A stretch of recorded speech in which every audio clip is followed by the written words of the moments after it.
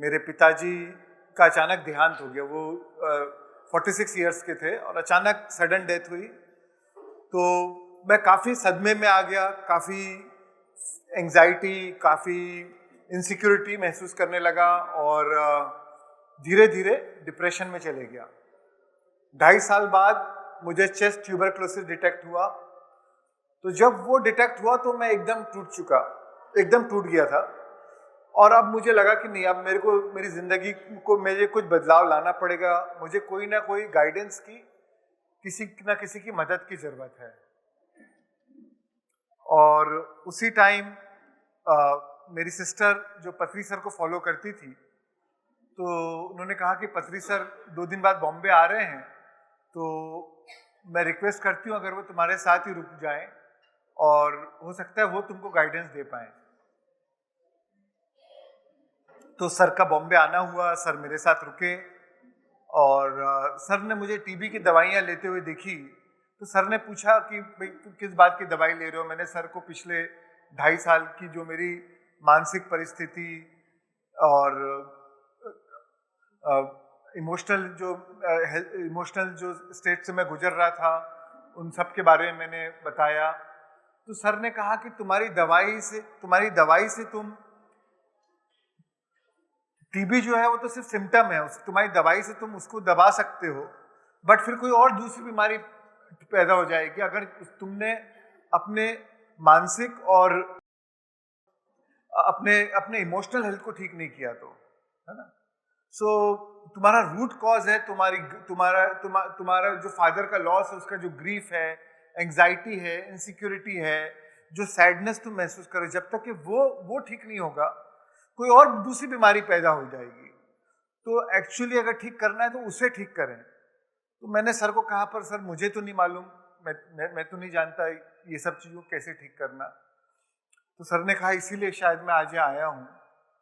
और सर ने कहा चलो हम ध्यान करेंगे। ध्यान एक माध्यम है जिससे हम अपने इमोशनल हेल्थ को ठीक कर सकते हैं, अपने इमोशंस में रूपांतरण ला सकते हैं। तो सर ने कहा चलो 10 मिनट ध्यान करते हैं। पहली बार जब मैंने सर के साथ ध्यान किया तो मुझे, जब सर बांसुरी बजा रहे थे, गाइड कर रहे थे, तो मुझे चेस्ट टीबी था, तो मुझे बहुत ऊर्जा का अनुभव हुआ अपने चेस्ट में। और जब सर ने कहा आंखें खोलो तो लगभग 40 मिनट हो चुके थे। मुझे भी वो आभास ही नहीं हुआ टाइम कैसे गुजर गया। और आंख खुलने के बाद मुझे बहुत ही शांत, सुकून और एकदम ही रिलैक्स महसूस हुआ। वो ये पिछले 2.5 सालों में मैंने इतना शांति और इतनी रिलैक्सेशन में मैं भूल चुका था कि ऐसा भी इतना भी आदमी महसूस कर सकता है। तो मुझे लगा कि जरूर ध्यान में कुछ तो पावर है। और मेरी पत्री सर के प्रति, ध्यान के प्रति एक श्रद्धा बढ़ गई। और सर ने कहा कि अगर तुम 40 दिन अगर रोज ध्यान करोगे, जैसे 40 दिन का हनुमान चालीसा है, वैसे 40 दिन के सर ने कहा पवन पुत्र बन जाओ। और अगर तुम अपने आप को एक कमिटमेंट देते हो कि तुम 40 दिन रोज ध्यान करोगे, तो तुम बिना कोई किसी दवाई के अपने आप को ठीक कर सकते हो। तो समाओ मेरा जो पहला ध्यान का अनुभव इतना अच्छा लग रहा था मुझे कि मैंने सर को एक कमिटमेंट दिया कि सर मैं 40 दिन रोज ध्यान करूंगा और कोई दवाई नहीं लूंगा। और सर नेक्स्ट डे चले गए। सर को मैंने कमिटमेंट दिया था, तो मैंने रेगुलर ध्यान करना चालू किया। और जब भी ध्यान करता था तो बड़ा अच्छा लगता था। तो एक रुचि आ गई ध्यान में। उस टाइम क्योंकि मैं डिप्रेशन में था, सोशली सब लोगों से डिस्कनेक्ट हो चुका था, तो मेरे पास टाइम ही टाइम था। तो मैं जब समय मिलता था ध्यान करने बैठ जाता था। तो ऐसा हो गया कि उस महीनों में मैं तब किसी दिन में 6-6 घंटा ध्यान करता था ब्रेक में। और मुझे बड़ा आनंद आने लगा। बट कई बार डर भी लगता था कहीं मेरी बीमारी और बढ़ गई तो किसी ने कहा एक हफ्ते किसी ने कहा कि अरे ये वीकेंड में रेखी कोर्स है, तो मैंने वो कर लिया। किसी ने कहा प्राणिक हीलिंग कोर्स है अगले हफ्ते, तो मैंने वो कर लिया। जिसने जो बताया हीलिंग के लिए मैं वो कोर्स कर रहा था। फिर किसी ने कहा नहीं, सिल्वा मेथड ऑफ माइंड कंट्रोल भी कर लो। तो मैंने वो किया, तो और वो सबसे मुझे सहायता मिली, कुछ ना कुछ सीखने को मिला। और 1 महीने बाद मेरा एक्सरे ड्यू था। जब डॉक्टर ने मुझे 1 महीने की दवाई दी थी और कहा था कि 9 महीने का कोर्स है टीबी का, तो आप 1 महीने की दवाई का कोर्स लीजिए, उसके बाद एक्सरे करा के मुझे वापस आइए। तो उसके हिसाब से मैं एक्सरे के हिसाब से अगले 8 महीने का फिर डोज तय करूंगा कितनी दवाई देना है आपको। तो मैंने एक्सरे कराया और डॉक्टर के पास गया, तो डॉक्टर बहुत ही आश्चर्य हो गया मेरा एक्सरे देख के, कि बोले जो पहली बार बोले मैंने अपनी लाइफ में केस देखा है कि 1 महीने की दवाई से टीबी आपका पूरी तरह गायब हो गया।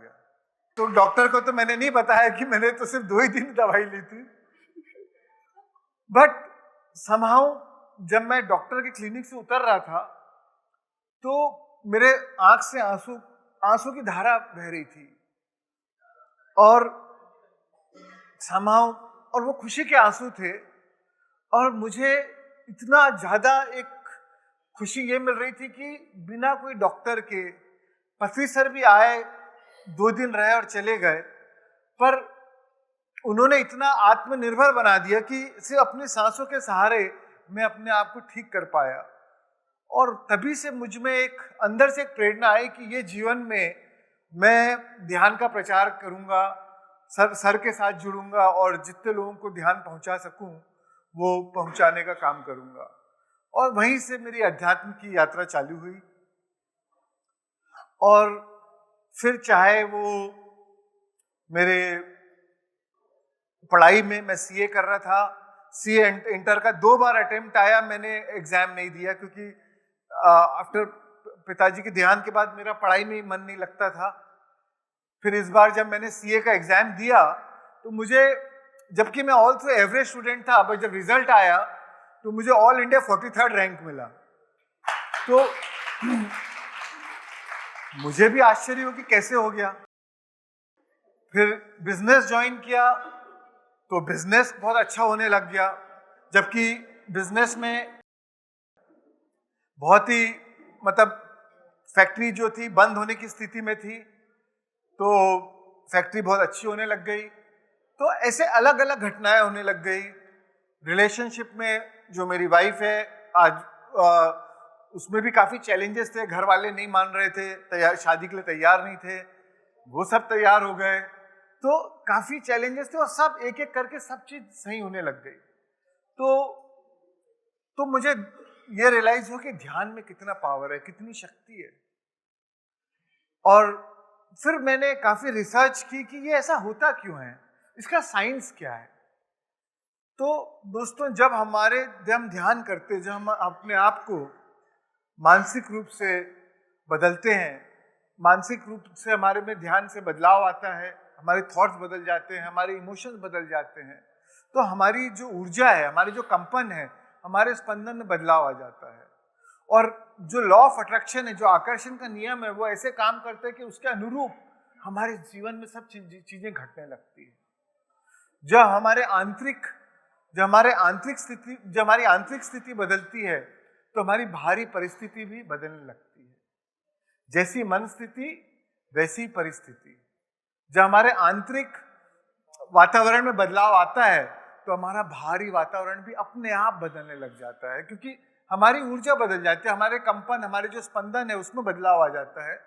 और सृष्टि जो है, प्रकृति जो है, उसी को मैच करती है। जैसे आपके कंपन होंगे, जैसे आपकी ऊर्जा होगी, उसके अनुरूप सृष्टि, प्रकृति हमारे जीवन में घटनाओं को हम उसी के अनुरूप आकर्षित करते हैं। हमारे जीवन में वैसी चीजें घटने लगती हैं। तो और इन सब में जो बहुत ही महत्वपूर्ण चीजें जो बदलाव आती है, वो हमारे रिश्तों में। देखिए, जो पूरा हमारा जो जीवन है, चाहे वो हमारे रिश्ते हो, हमारी परिस्थिति हो, जो भी हो, वो सब एक आईने के रूप में है। सारी दुनिया हमारे लिए, हमारी दुनिया हमारे लिए आईने के रूप में काम करती है। किसी इंसान को यही दुनिया स्वर्ग लगती है, किसी इंसान को यही दुनिया नरक लगती है। तो क्यों? क्योंकि जैसे हमारी आंतरिक मन होगा, वैसे ही उसी के अनुरूप हम चीजों को अनुभव करने लगते हैं, हम चीजों को देखने लगते हैं। हम चीजों को वैसे नहीं देखते जैसी वो है वे हैं, हम चीजों को वैसे ही देखते हैं जैसे हम हैं। उसी जैसे हम हैं खुद, जैसे हमारी मन स्थिति होती है, हम वैसे ही हमारा नजरिया हो जाता है। जैसी हमारी मानसिक स्थिति होती है उसी के अनुरूप हमारा नजरिया हो जाता है, और जैसा नजरिया वैसा ही नजारा। तो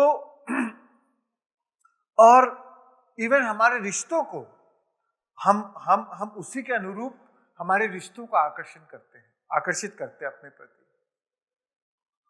राइट। सो दोस्तों, और अगर हमारे जीवन में हमारे जीवन में संबंध नहीं हो, लोगों से रिश्ते नहीं हो, तो हमें भी पता नहीं चलेगा कि हम कैसे हैं।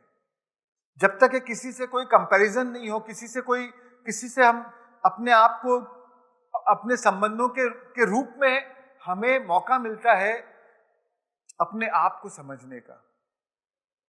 इसीलिए एक आत्मा के रूप में हम ये शरीर को चुनते हैं, हम एक सोल प्लान बनाते हैं, अलग अलग संबंधों को चूज करते हैं, ताकि हमें अपने आप को और उन्नत बनाने में और हमारी अपनी आत्मा की यात्रा में और उन्नति करने का हमें मौका मिले, राइट। और रिश्तों का बहुत ही इंपॉर्टेंट रोल प्ले करता है हमारी ग्रोथ के लिए। मैं कितना ही अच्छा ध्यानी बन जाऊं, कितना ही अच्छा ध्यान में मैं अपने आप को बहुत आनंद महसूस करूं, खुशी महसूस करूं, लोगों के प्रति प्यार महसूस करूं, बट जब तक के मेरे आचरण में बदलाव नहीं आएगा, मेरे संबंधों में वो बदलाव नहीं आएगा, मतलब एक्चुअली कुछ बदला नहीं। तो वो हमारी एक्चुअल परीक्षा है कि जब हम लाइफ के चैलेंजेस से गुजरते हैं, जब आप अपनी सांस से मिलते हो, जब आप अपने वाइफ से, हस्बैंड से, अपने टीनेज बच्चों से बात करते हो, जो वही इमोशनल बटन्स के आपके पुश करते हैं, जो अपने बॉस से, जो आपके इमोशनल बटन को पुश करते हैं, तब आपको पता चलता है कि यार, जो आपको ट्रिगर करते हैं कि मेरे में रियली कुछ बदलाव आया कि नहीं। तो ये हमें मौका मिलता है अपने आप को परखने का, अपने आप को जानने का। हमारे संबंध के थ्रू हमें अपने आप को जानने का मौका मिलता है। इसलिए हमारे रिश्ते हमारे लिए आईने का काम करते हैं। आईना वही दर्शाएगा जो आप हो। आप कितना ही महंगा आईना खरीद लो, बट आप ये नहीं कह सकते कि अरे मैंने तो इतने पैसे दिए हैं, अभी मैं इतना मोटा हो गया हूं पर मैं पतला दिखना चाहता हूं, फिर भी आईना पतला नहीं दिखा रहा है मुझे। आईना तो आपको वैसे ही दिखाएगा जैसे आप हैं। तो सबसे हमारे जो संबंध है, एक्चुअली हमारा जो हमारी अंतरात्मा से जो संबंध है, हमारे अपने आंतरिक संबंध को ही हमारा बाहरी संबंध दर्शाता है। एग्जैक्टली विथ प्रिसिशन हमें दर्शाता है। तो दोस्तों, आज मैं आपको 780 मिरर्स के बारे में बताऊंगा, जो जिससे हम हमारे आजू बाजू के रिश्तों को जब हम समझेंगे, तो इससे हमको अपने बारे में ज्यादा समझ में आएगा और हम शायद अपने आप में और बदलाव ला सके। कई बार हम अपने आप में बदलाव नहीं ला सकते क्योंकि चीजों को समझते ही नहीं है। जो चीज हम समझेंगे ही नहीं, जिसे हमें समझने ही में ही गलती अगर रहेगी, तो हम चीजों को एक्चुअली हम सही समाधान को कैसे पहुंचेंगे? अगर हम रस्सी को ही सांप समझ लेंगे और डर जाएंगे, तो ये हम हमारे देखने के नजरिए में ही या समझने में ही गलती थी, इसलिए हम डर की जिंदगी जी रहे हैं। सांप तो वो था ही नहीं, वो तो रस्सी थी। तो वैसे ही हमारे संबंध है और रिश्ते हमारे लिए, दे आर लाइक और relationships are like hospitals for our soul. हमारी आत्मा के लिए एक अस्पताल का रूप में काम करते हैं। कई बार हमारे संबंध हमें ट्रिगर करेंगे, हमको उकसाएंगे, पर उससे हमें पता चलता है कि हमारे अंदर में क्या दबी हुई भावनाएं हैं, क्या नकारात्मक भावनाएं हैं, क्या विकार है, क्या विकारें हैं हमारे अंदर, क्या विकृत भावनाएं हैं जिसपे हमें अपने आप के ऊपर काम करना है, जिसपे हमें उस पर बदलाव लाना है ताकि हम और बेहतर बन सके।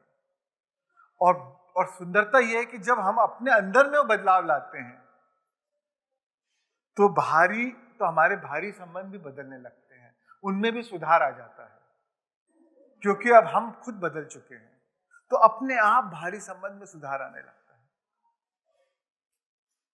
है। पर होता क्या है, हम पूरा जीवन बिता देते हैं दूसरों को बदलने में, दूसरों को ठीक करने में, दूसरों को ब्लेम करने में, बजाय खुद को सुधारने में।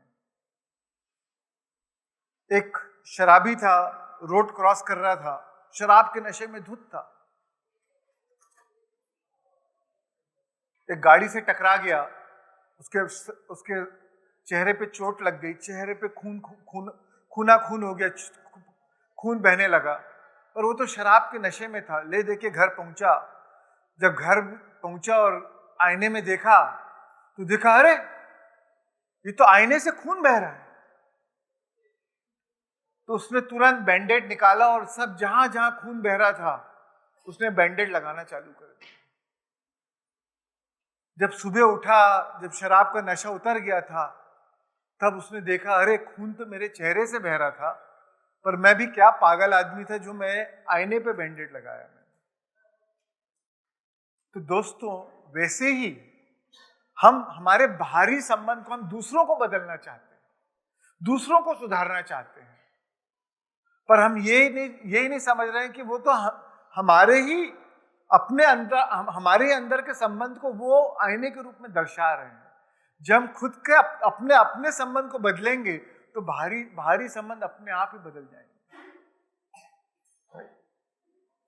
रूमी कहते हैं, कल मैं समझदार था, कल मैं होशियार था, तो दुनिया को बदलना चाहता था, पर आज मैं समझदार हूं, इसलिए खुद को बदल रहा हूं। पूरी ऊर्जा जब हम दूसरों को बदलने की कोशिश करते हैं तो एक्चुअली हम अपनी ऊर्जा खो रहे हैं। हम एक चीज को सही करने की कोशिश करते हैं, दूसरी चीज बिगड़ जाती है। जब तक कि एक संबंध को सुधारते हैं, कहीं दूसरा संबंध फिसल जाता है, तो हम अपनी ऊर्जा खो रहे हैं, अपना पावर दूसरों में दे रहे हैं, दूसरों को दे रहे हैं। पर जब हम अपनी पूरी एनर्जी अपने आप को बदलने में लगाते हैं, अपने आप को सुधारने में लगाते हैं, तो हम अपना पूरा पावर अपना पावर ले रहे हैं अपने आप को, बजाय पावर को दूसरों को देने के बजाय अपना पावर वापस अपने आप पे ले रहे हैं। तो इसीलिए, और वही हमारी शक्ति है, वही एक्चुअली हमारे पावर में है। खुद को बदलना हमारे पावर में है, दूसरों को बदलना हमारे पावर में है भी नहीं। तो दोस्तों, अब मैं आपको एक एक करके 7 असीन मिरर्स के बारे में बताऊंगा। तो असीन मिरर्स क्या हैं?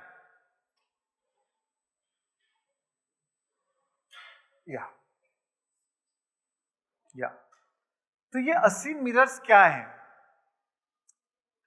असीन मिरर्स जो है, ये कई एनलाइटेंड मास्टर्स जो थे ईयर 150 बीसी बिफोर क्राइस्ट से लेके अराउंड 70 एडी के बीच में, जो एनलाइटेंड मास्टर्स थे, इन लोगों ने इकट्ठा होके रिश्तों के बारे में, 7 दर्पण के बारे में ये बताया, ताकि हम अपने रिश्तों के बारे में समझ सकें। तो Jesus Christ was one of the असीन, ईशा मसीह वो अपने आप में वो एक असीन मास्टर्स थे। असीन से मतलब एनलाइटेंड मास्टर्स। तो उन लोगों ने उस मतलब ऑलमोस्ट आज 2500 साल पहले इसके बारे में बताया, ताकि हम ऑलमोस्ट 2000 साल पहले, ताकि हम अपने संबंधों के बारे में समझ सके। तो आज हम एक एक करके इन संबंधों के एक एक करके इन दर्पणों को समझेंगे, ताकि हम अपने संबंधों में और सुधार ला सके। राइट? तो सबसे पहला दर्पण है दोस्तों,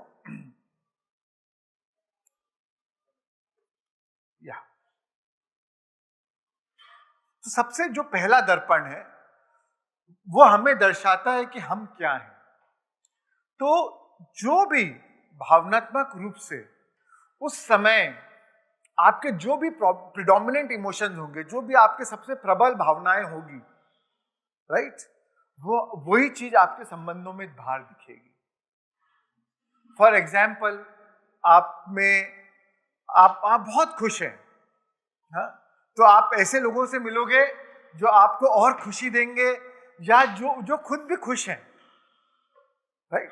तो जो आपकी इस प्रेजेंट मोमेंट में जो आपकी सबसे ज्यादा प्रबल भावनाएं होगी, आप वैसी परिस्थितियों को या वैसे लोगों को अपने जीवन में आकर्षित करेंगे।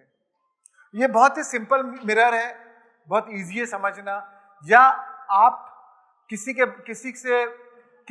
अगर या आप मान लो बहुत ही अपने आप को आहत महसूस कर रहे हैं, you feel wounded, you feel that किसी ने आपको बहुत ज्यादा चोट पहुंचाई है और आप कोई दुख में हो या ट्रॉमा में हो या कोई सदमे में हो, तो आपकी जीवन की परिस्थिति और आप ऐसे लोगों से और मिलेंगे जो आपको वो और दुख, आपको जिससे आपको और दुख मिलेगा, क्योंकि वो ही उस समय वो आपके कंपन है। तो जैसे आपके कंपन है उसके अनुरूप उसी के अनुरूप आजू बाजू के आपके लोग और परिस्थितियां आप अपने जीवन में आकर्षित कर रहे हैं। उस समय जब आप बहुत दुखी में हैं तो कई बार आप वैसे ही लोगों को आकर्षित करते हैं। कई बार आपको अच्छा लगता है जो दूसरे लोग भी दुखी में हैं, तो एक दूसरे को हमको सहानुभूति देने में इजी होता है, अच्छा लगता है, ऐसे नहीं मैं अकेला नहीं हूं, चलो बाकी सब भी दुखी। कोई बहुत सुखी हो तो आप उसके प्रति आकर्षित ही नहीं होंगे, आप उसमें भी कोई खामियां देखेंगे। जैसी हमारी भावनाएं होती है हम उसके अनुरूप सोचते हैं। We think equal to our emotions. तो हम जैसी जो भावना हमारे में प्रबल होगी हम उसके अनुरूप ही सोचते हैं। इसीलिए हम चीजों को वैसे नहीं देखते जैसी वे हैं, हम चीजों को वैसे ही देखते हैं जैसे हम खुद हैं, है ना। हम वैसे ही लोगों के बारे में ओपिनियंस बनाते हैं, धारणाएं बनाते हैं, मान्यता या हमारी वैसी मान्यताएं बन जाती लोगों के बारे में। अगर हम कमी महसूस कर रहे हैं तो हम दुनिया में कमी महसूस ढूंढने लगते हैं। अगर हम खुश हैं, हम अपने आप में कंप्लीट महसूस कर रहे हैं, हम सब चीजों में बहाना ढूंढेंगे प्रशंसा करने का, कृतज्ञता महसूस करने का बहाना ढूंढेंगे। हमको हर चीज अच्छी लगने लगेगी। तो ये जो मिरर है, सिंपल मिरर है। जो भी आपकी जिस समय जो भी आपकी लाइफ में जो प्रबल भावनाएं होगी उसी को आप अपने जीवन में और ज्यादा आकर्षित करेंगे, right. And it could be any emotion, negative और पॉजिटिव। तो दोस्तों, व्हाटएवर जिस चीज को भी जब हम नेगेटिव भावनाओं में हैं तो हम उस चीज को और ऊर्जा दे रहे हैं। अगर वो हमारी प्रबल भावनाएं हैं, हम उसको पे और हम अपना ध्यान दे रहे हैं, तो हम क्योंकि हम ही उसको अपने ध्यान के द्वारा फीड कर रहे हैं अपनी चेतना को, या उसके कारण से हम उस चीज को और आकर्षित करेंगे। What you focus on expands in your life. एक स्टोरी है, एक बुजुर्ग आदमी अपने बच्चे को एक स्टोरी सुनाता है कि बेटे, हमारे अंदर दो भेड़िए हैं। एक भेड़िया है जो बहुत खुश है, बहुत मस्ती में है, बहुत सुख है, बहुत शांत है, बहुत एकदम बिल्कुल मस्त मौज में है। और दूसरा भेड़िया है जिसको बहुत ईर्ष्या है, दूसरों को दोष देता है, दूसरों को और बहुत शक्तिमान है, बहुत ही ताकतवर भी है। अगर दोनों के बीच में लड़ाई होगी तो कौन सा भेड़िया जीतेगा? और हमारे अंदर ये दो भेड़िया, अगर दोनों के बीच में लड़ाई होगी तो कौन सा भेड़िया जीतेगा? आप बता सकते हैं? जिसको आप भोजन देंगे और जिस पे हम फोकस करेंगे, है ना? तो वही हम भोजन कैसे देते हैं? By our attention. जिस पे आप अपना अटेंशन देंगे, जिसको हम अपना फोकस देंगे, that means you are feeding that bhediya, that wolf with your attention. So wherever our attention goes, our energy flows. What you focus on expands in your life. जिस चीज पे आप फोकस करते हैं वो आपके जीवन में और बढ़ते जाएगा। Our attention, जो हमारी जिस चीज पे हम अपना जो हमारा ध्यान देने की जो शक्ति है, किस चीज पे हम अपना ध्यान आकर्षित कर रहे हैं और जिस पे हम अपना ध्यान केंद्रित कर रहे हैं, वो हमारी सबसे बड़ी शक्ति है। एक जानवर और इंसान में यही तो फर्क है कि इंसान अपनी चॉइस से चूज कर सकता है हमको किस चीज पर अपना ध्यान केंद्रित करना है। अगर हम अपना ध्यान नेगेटिव चीजों पे केंद्रित करेंगे, नकारात्मक चीजों पे केंद्रित करेंगे, तो फिर हम अपने जीवन में और नकारात्मक परिस्थितियों को आकर्षित करेंगे। अगर पॉजिटिव चीजों पे केंद्रित करेंगे तो और पॉजिटिव चीजें पे को हमारे जीवन में आकर्षित। तो हमारे पास चॉइस है कि हम किस चीज पे अपना ध्यान केंद्रित करना चाहते हैं। कई बार मान लीजिए रशिया और यूक्रेन में लड़ाई चल रही है, अब आप रोज यूट्यूब में वही देखते रहोगे तो आपको लगता है मेरे को क्या प्रारूप है, तो वहां लड़ाई चल रही, उससे मेरी लाइफ में क्या फर्क पड़ेगा। पर अगर आप वही चीज देखते रहोगे, और यूट्यूब भी ऐसा है, सोशल मीडिया का एल्गोरिदम भी ऐसा है कि जो चीज आप देख रहे हो वही आपकी फीड में और ज्यादा दिखेगी। जहां जहां दुनिया में लड़ाई चल रही है आपको फिर वही चीज सब दिखती जाएगी। तो अब आप ज्यादा चीज वो देखेंगे क्योंकि आप अपना ध्यान उस चीजों पे केंद्रित कर रहे हो।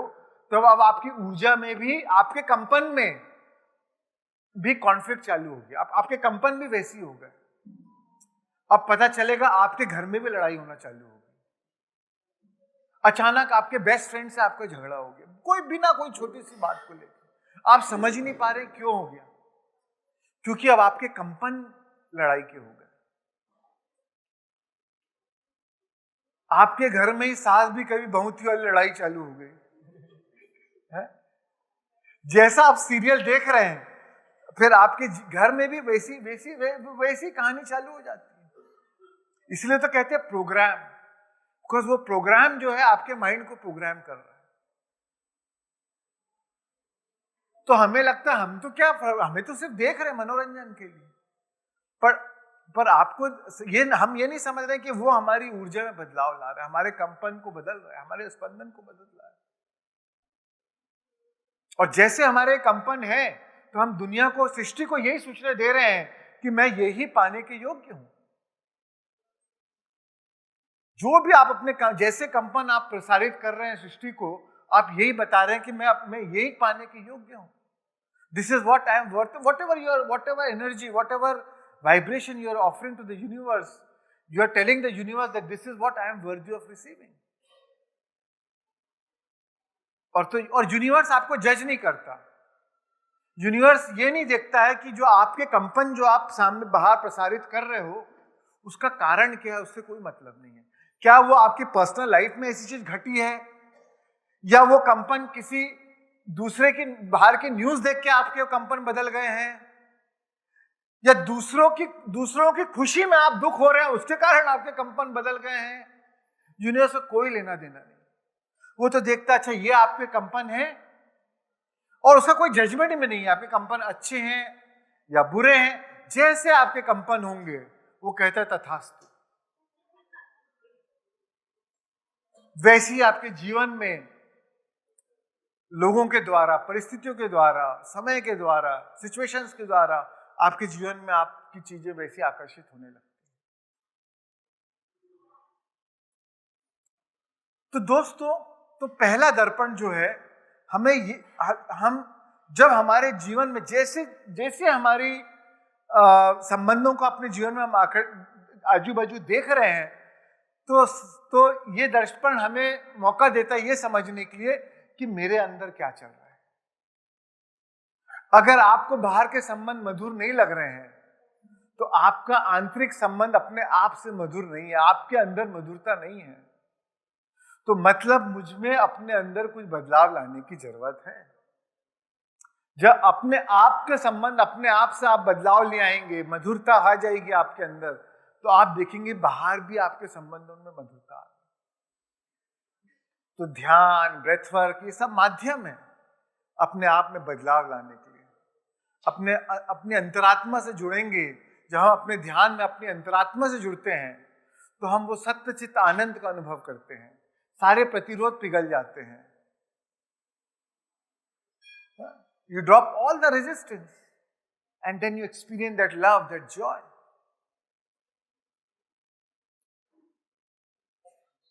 जब दूसरा आपसे विपरीत बात कहता है तो एक्चुअली वो आपको ठेस नहीं पहुंचाता है, वो आपके अहंकार को ठेस पहुंचाता है। आप तो आत्मा है, परम चेतना है, वो तो हमेशा शुद्ध है, वो कभी विकृत नहीं होती है, उस पर कभी दाग नहीं लग सकता, वो तो निष्कलंक है। पर हमारे अहंकार को ठेस पहुंचता है, हमारी आइडेंटिटी को।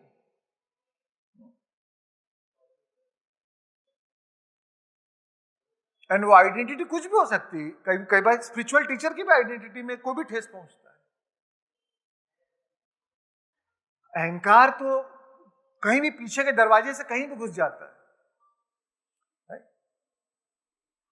तो दोस्तों, हमें समझना है कि ठेस किसको पहुंच रही है। और जब हम अपनी आइडेंटिटी ड्रॉप करते हैं, ध्यान में क्या करते हैं, हम अपनी आइडेंटिटी खो बैठते हैं, हम भूल जाते हैं कि हम कौन हैं। क्योंकि जब दिमाग ही शून्य हो गया, हमारी आइडेंटिटी हमें कैसे याद रहती है, हमारे विचारों के थ्रू। हम रात को सोते हैं तो भूल जाते हैं हम कौन है, पर जैसे सुबह उठते हैं पता चल जाता है, अरे मैं ये हूं, मैं ये हूं, मैं वो हूं। तो वापस हमारा अहंकार प्रबल हो जाता है। पर ध्यान में क्योंकि हम शून्य हो जाते हैं, जब विचार ही नहीं है तो आइडेंटिटी खत्म हो गई। जब आइडेंटिटी खत्म हो गई तो आइडेंटिटी के कारण जितने भी प्रतिरोध हैं, जो भी रेजिस्टेंस है, जितने प्रकार की अस्वीकृतियां हैं, सब पिघल गए। और जैसे ही वो सब पिघल गए, हम अपनी अंतरात्मा से जुड़ गए। वो हमारा एक्चुअल स्वरूप है, वो तो हमारा ओरिजिनल स्वभाव है, खुश रहना, प्रसन्न रहना, मस्ती में रहना, झूमना, नाचना, हंसना, गाना, वो तो हमारा एक्चुअल स्वभाव है।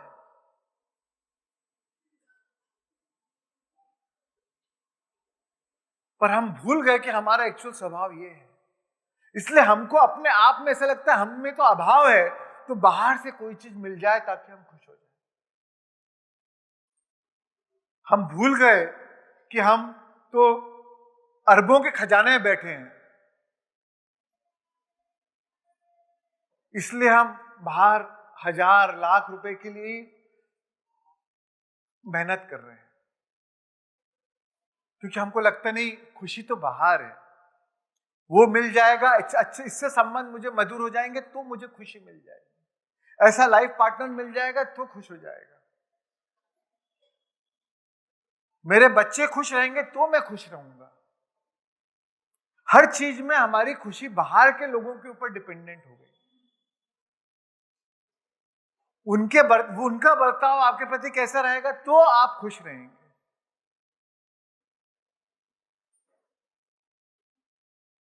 वो हमारे बारे में कैसा सोचते हैं, उसके अनुरूप हम अपने बारे में सोचते हैं।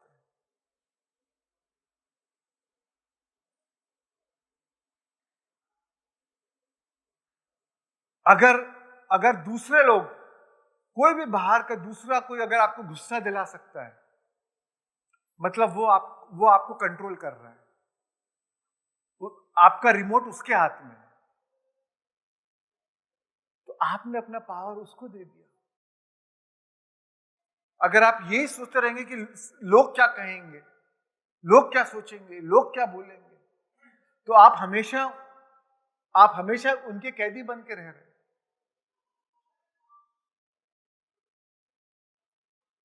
क्योंकि उनके विचार में आप कह दें, सबसे बड़ा रोग क्या कहेंगे लोग।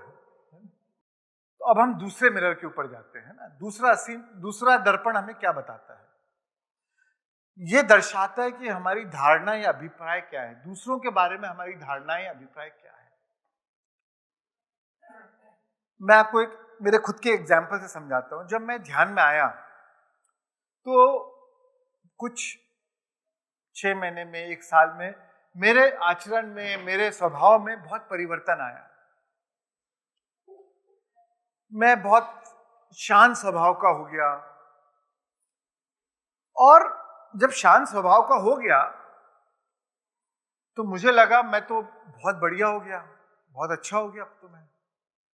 और मेरे आजू बाजू कभी भी कोई भी, ऐसा तो है नहीं कि मैं बदल गया तो तुरंत मेरे आजू बाजू लोग बदल गए, मेरे दोस्त बदल गए, मेरे परिवार वाले बदल गए, उनमें तो कोई ऐसा बदलाव आया नहीं था तुरंत।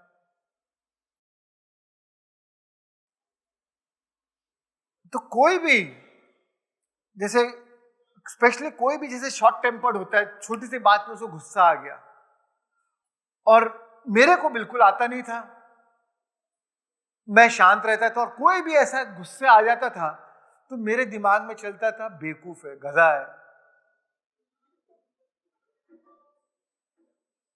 अकल नहीं है, ध्यान नहीं करता है? और मैं उसको बोल भी देता था कई बार, ऐसे कई बार बोल देता था, कई बार नहीं बोल पाता था। कई बार बड़े लोग वैसा बिहेवियर दर्शा रहे हैं तो अब चुप रह के अंदर ही अंदर बोल रहे हैं बेवकूफ कहीं के। तो क्या होता है, तो मेरी वो धारणा हो गई थी, मेरी उनके प्रति, लोगों के प्रति वो अभिप्राय हो गया था। और जैसे ही कोई, और जैसे मेरी धारणा जितनी बढ़ते गई, मैं देख रहा था कि लोग मुझे ऐसे ही मिल रहे हैं जो और शॉर्ट टेम्पर्ड दिखाते हैं। मेरी जो गर्लफ्रेंड थी, जो जो जो अब मेरी वाइफ है, पहले तो बढ़िया रहती थी, अब वो भी छोटी छोटी बात में मेरे पे भड़क पड़ती है। मैं बोला यार ये क्या हो गया? अगर हमने तो अध्यात्म में सुना है कि जैसे हम हैं वैसे ही लोग मिलेंगे, तो मैं तो शांत हूं, तो अब आजू बाजू लोग और क्यों अशांत हो गए मेरे, और वो भी मेरे प्रति? तो ये क्या चक्कर है? तो जब ये दूसरे दर्पण को मैंने समझा तो मुझे इसकी मिस्ट्री समझ में आई कि दोस्तों होता क्या है कि हमको लगता है अब हम आगे बढ़ गए तो हम दूसरों को नीचा देखने लगते हैं। हमको लगता है हम ऊपर उड़ गए, अब तो हम अध्यात्म में आ गए, हम ऊपर उड़ गए, हम दूसरों को नीचा देखने लगते हैं। हम दूसरों के प्रति, दूसरों के नेगेटिव इमोशंस के प्रति एक धारणाएं बना लेते हैं, अभिप्राय बना लेते हैं, कुछ कुछ अलग अलग मान्यताएं बना लेते हैं। And that carries an emotional charge.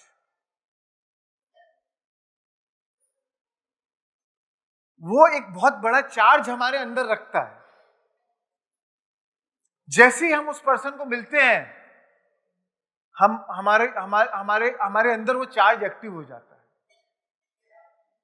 और वो चार्ज के कारण हमारे उस इमोशनल चार्ज के कारण हम एनर्जेटिकली उनको वैसे बर्ताव के लिए उकसाते हैं, एनर्जेटिकली।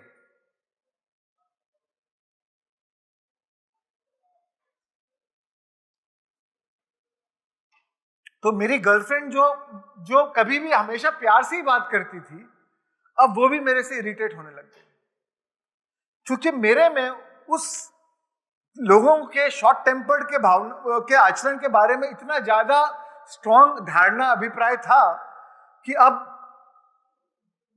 और वो जैसे और दर्शाते मेरी धारणा और बढ़ जाती उनके बारे में। तो वैसे ही तो मैं अपने अभिप्राय के कारण उनमें उनके उस आचरण को मैं और अपनी तरफ आकर्षित कर रहा हूं। तो जब हम इस दर्पण के बारे में समझते हैं तो हमें हमें अपने हम और विनम्र हो जाते हैं। ये हमें विनम्रता का पाठ देता, सिखाता है कि no matter where you are in your spiritual journey, you have no business of judging others. दूसरों के प्रति कोई धारणा, अभिप्राय या मान्यता हमें बनाने की कोई जरूरत नहीं।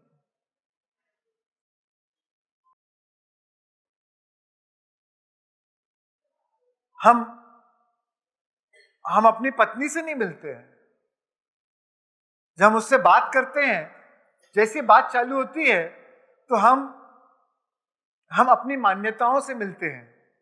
जो 30 साल से जो हमने साथ रह के उसके बारे में मान्यता बना ली है, वो अब हमें मान्यता, धारणाएं वो चालू हो जाती है।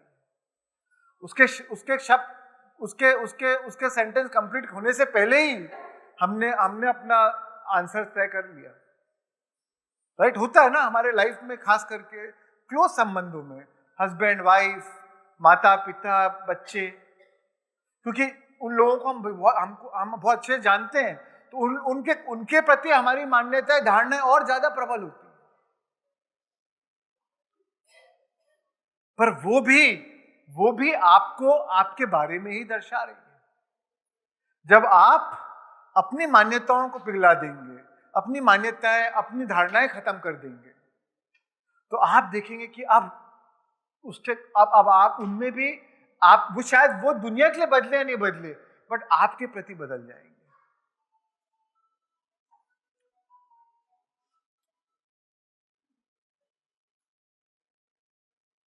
क्योंकि आपका उनके प्रति नजरिया बदल गया। जब नजरिया बदल गया तो नजारा बदल गया।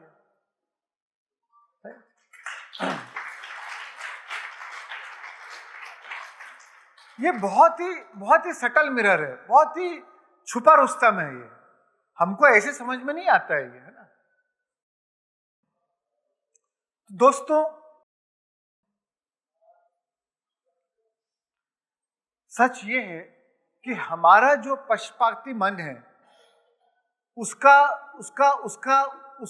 प्रभाव इस निष्पक्ष दुनिया में पड़ता है। जैसा हमारा मन जिस पक्ष में रहेगा, दुनिया भी वैसे ही, दुनिया निष्पक्ष है, पर क्योंकि जैसा हमारा सब्जेक्टिव माइंड होगा, वो ऑब्जेक्टिव वर्ल्ड उसी के हिसाब से अपने आप को ढाल लेगा, अपने आप में वैसी बदलाव लाएगा, और अब दुनिया हमको वैसी ही दिखने लगेगी। A man is according to the manner in which you look at him. जैसा हमारा दृष्टिकोण होगा वैसा ही दृश्य होगा। दृष्टिकोण के अनुरूप दृश्य बदल जाता है।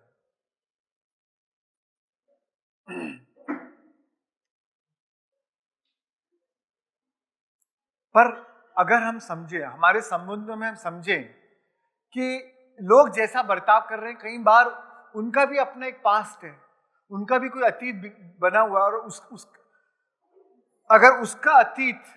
अगर हम ये समझ लें कि अगर उसका अतीत मेरा अतीत होता, वो जिस परिस्थितियों से गुजरा है या गुजरी है, उस परिस्थितियों से मैं गुजरता, अगर उसका दर्द वैसा ही मेरा दर्द होता, अगर उसकी चेतना का जो लेवल है वही मेरी चेतना का लेवल होता, तो मैं भी बिल्कुल वैसा ही सोचता और वैसा ही करता जैसे वो कर रहा है या कर रही है। और जब आप इस चीज को समझने लगते हैं, तो आपके मन में क्षमा, करुणा, शांति का एहसास होता है, सहानुभूति का एहसास होता है। फिर जजमेंट खत्म हो जाता है। Either you can judge or you can love. And सच बात यह है, the truth is, every judgment is a confession about ourselves. कहीं ना कहीं हम हर जो अभिप्राय है, धारणाएं हैं, मान्यताएं हैं, वो कोई ना कोई रूप में, कहीं ना कहीं उसका अंश हमारे अंदर छुपा हुआ बदलाव लाने के लिए बाकी है। तो इसलिए वो इन अ वे हम अपने बारे में ही दर्शा रहे कि हम क्या हैं।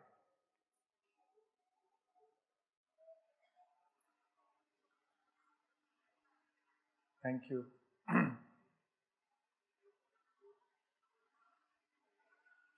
तो दोस्तों, whatever irritates you about others only reflect the part of you that needs healing, that needs compassion. जो भी दूसरे लोग कई बार आपको इरिटेट करते हैं, आपको ट्रिगर करते हैं, आपको चैलेंज करते हैं, तो वो आपके एक्चुअली टीचर हैं, क्योंकि वो एक टीचर के रूप के आपकी जिंदगी में आए जो आपको सिखा रहे हैं कि आपके अंदर ऐसी कुछ चीजें हैं जिससे अपने आप को आपको उसको हील करना है, उसे ठीक करना है, उसमें बदलाव लाना है, उसमें रूपांतरण लाने की जरूरत है। अब हम उनको दोष देते हैं, हम उनको ब्लेम करते हैं,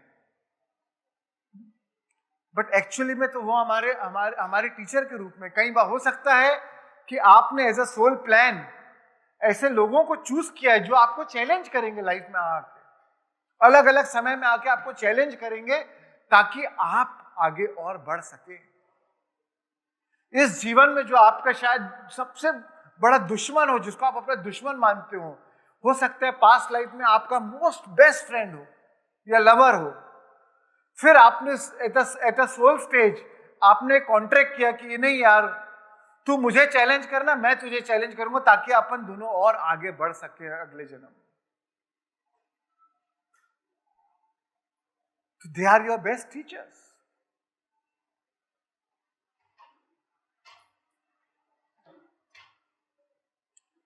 we should be grateful to them, but हम और ज्यादातर हमें बदलाव वही लोग ज्यादा लेके आते हैं।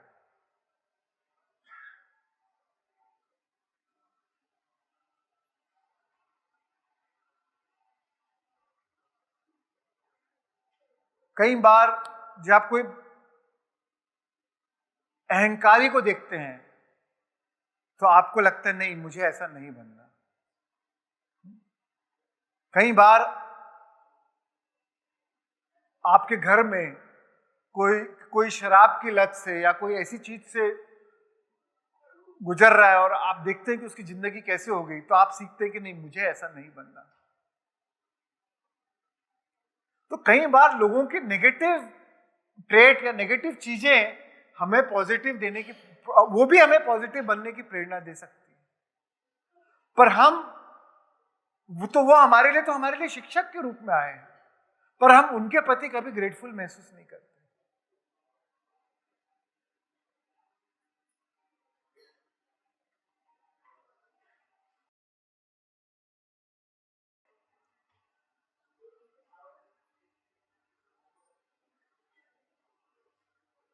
कई बार दोस्तों, जब हम अपना अभिप्राय या मान्यता दूसरों के बारे में बना लेते हैं, तो जब हम दूसरों से मिलते हैं तो हमारी ऊर्जा, हमारे बोलने के पहले हमारी ऊर्जा उनसे बात करती है, हमारी ऊर्जा एक दूसरे से बात करती है।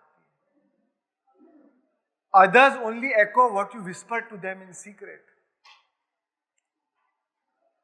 हमारी ऊर्जा बता देती है कि हम उनके बारे में क्या सोच रहे हैं, फिर वैसे ही उनका व्यवहार फिर हमारे प्रति वैसे ही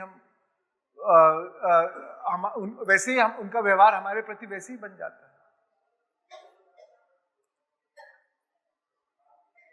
मैं एक एग्जाम्पल देता हूं।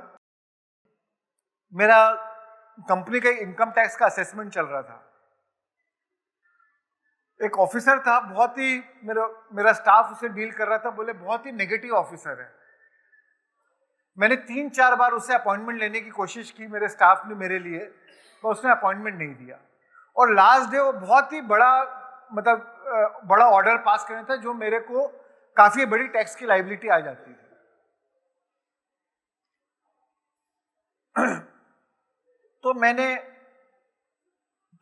और जब मेरा स्टाफ बोलता था कि सर वो तो बहुत नेगेटिव ऑफिसर है, तो लास्ट डे था, असेसमेंट का लास्ट डे था, मैं ध्यान करके उठा और एक दिन पहले ही मैंने ये मिरर की क्लास ली। तो मैं बोला चलो इसका एक्सपेरिमेंट करते हैं। मैं मान के चल रहा था कि आज नेगेटिव ऑर्डर आएगा, मैंने ध्यान में विजुअलाइज किया कि इतना अच्छा ऑफिसर है, मैं मिला उससे, गले लगा, दिल से दिल बात हो रही है और वो पॉजिटिव ऑर्डर लिख रहा है और इतना लोग उसको समझ नहीं पा रहे पर वो तो एक्चुअली इतना अच्छा है। और मैंने जितनी पॉजिटिव गुण है उसके बारे में देखने लगा। मैं ऑफिस गया, स्टाफ से उनका नंबर लिया और उनको फोन किया ऑफिसर को। मैं बोला सर मैं आपसे सिर्फ 5 मिनट मिलना चाहता हूं। तो बोले मेरा लंच का टाइम हो रहा है, आधे घंटे में, आप अगर 10 मिनट के अंदर आ सकते हो तो आ जाइए। मेरा ऑफिस पास ही था, मैं तुरंत पहुंच गया उनके ऑफिस। मैं जब ऑफिस पहुंचा तो उनके देखा पीछे श्री श्री रविशंकर जी की फोटो रखी हुई थी। तो फिर काम की बात तो नहीं हुई, मैंने उनसे बात की कि सर मैं भी अध्यात्म में हूँ, आप भी अध्यात्म में हैं क्या? तो बोले हाँ मैं भी अध्यात्म में हूँ, मैं गुरु जी को बहुत मानता हूँ, मैं उनकी सुदर्शन क्रिया रोज करता हूँ। तो बोला सर कभी आप बेंगलोर अगली बार जाएं तो 15 किलोमीटर आगे ही हम लोग का भी एक मेडिटेशन सेंटर है, मैं भी अध्यात्म में जुड़ा हूँ, मैं ही देखता हूँ सेंटर को, तो पिरामिड वैली करके आप जरूर जाएं। तो बोले अरे मैं तो 2 महीने पहले पिरामिड वैली जाके आया, वहां पत्री जी से मिल के आया, आपके गुरु जी मैं बोला सर वही मेरे भी गुरु पत्री जी है। तो बोले उनसे मिल के आए तो बहुत अच्छी चीज है, बहुत। बोले तो इतना बढ़िया बनाया है। तो बोले मैं बोला सर तो अच्छा, बोले अब तुम श्याम दादा वही हो? अरे अब मैं पहचाना। बोले अब तुम। अब मैंने बोला सर मैं एक्चुअली, ये तो बात से बात निकली है, मुझे मालूम है आपको लंच के लिए जाना है, पर मैं एक्चुअली आपसे काम के लिए आया था। मेरा आज आप ऑर्डर ये मैटर है।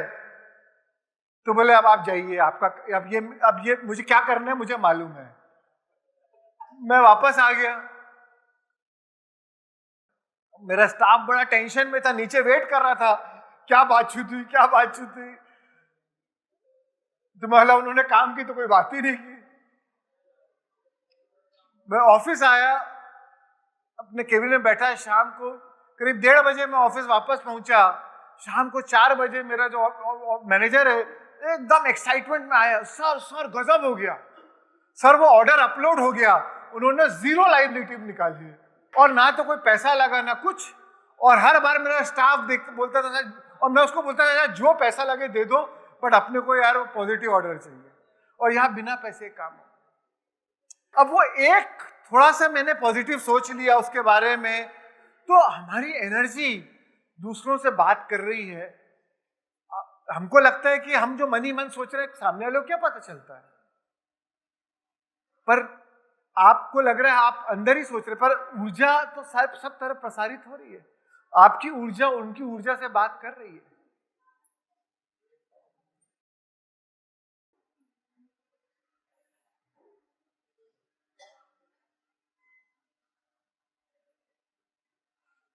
तो दोस्तों अगर हम दूसरों के बारे में पॉजिटिव सोचेंगे, अच्छा सोचेंगे, भले उनमें 10 कमियां हो, बट हम उसी पे फोकस करेंगे जो उनमें अच्छाई हो, उसी की और प्रशंसा करेंगे, उसी की और बड़ाई करेंगे, तो जिसकी आप बड़ाई करेंगे वो आपके जीवन में और बढ़ते जाएगा। तो लोगों के अच्छे गुणों के ऊपर फोकस करें। नेगेटिव गुण है उसको व्हाइट वॉश कर दो, ऐसे ही आपने देखा ही नहीं उसे। जो भी एक भी अगर उसमें अच्छे गुण निकले तो उसी को सहारा बना के, उसी को पकड़ के उनको उनकी बड़ाई करने का, उनकी प्रशंसा करने का मौका ढूंढ लो। और जिस चीज पे आपकी ऊर्जा जाएगी, फिर मतलब आपके अंदर वही गुण आप अपने अंदर और उजागर करेंगे और बढ़ोतरी करेंगे।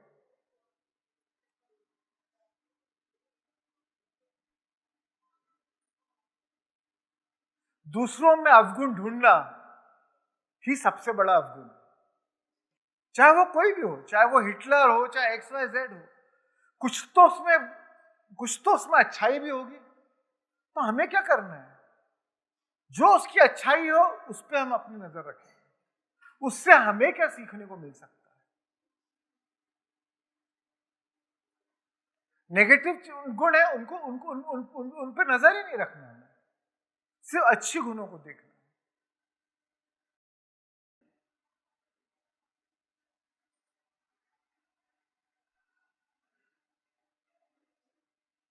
जब आप दूसरों में अवगुण ढूंढते हैं तो अपने ही अवगुण को और बढ़ाते हैं। अगर आपको किसी अगर कोई आपको ऐसे दोस्त की तलाश है, हाँ, अगर आपको ऐसे दोस्त की तलाश है जिसमें कोई कमी नहीं, तो फिर आपका कोई दोस्त नहीं, क्योंकि ऐसा कोई दुनिया में आदमी है ही नहीं जिसमें कोई कमी नहीं। आप चाहो तो आप अगर आपने मन बना लिया तो आप बुद्ध में भी कमी ढूंढ सकते हैं। कुछ ना कुछ कमी आपको बुद्ध में ही मिल जाएगी, महावीर में ही मिल जाएगी, कृष्ण में भी मिल जाएगी, राम में भी मिल जाएगी।